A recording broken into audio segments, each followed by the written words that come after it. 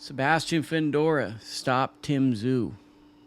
Can't really tell you what round it was, maybe fifth, sixth round.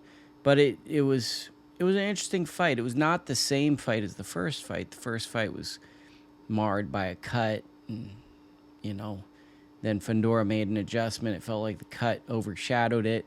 And then you have to kind of look at Tim Tszyu's journey, and it's unfair to Fundora, right? Because Fundora very well could be the best 154 pounder. I'm kind of biased. I think Virgil Ortiz is more than likely the best guy at this division, but that's just simply my opinion. There's also a guy named Jerome Boutsinis who's also extremely talented.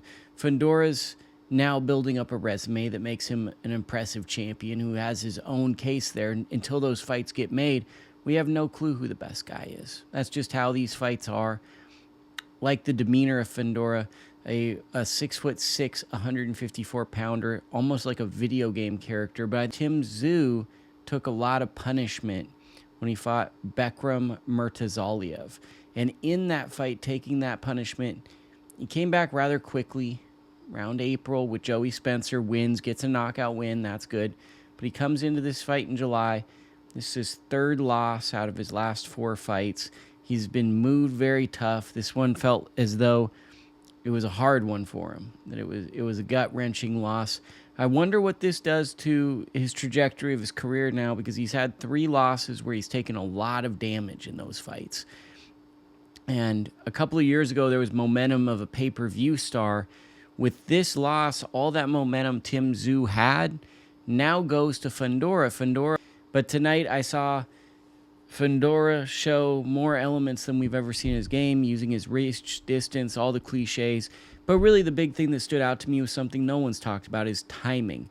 He was able to time Tim Tszyu coming in, and it felt as though Tim was really working on hand feints and foot feints and getting to the inside.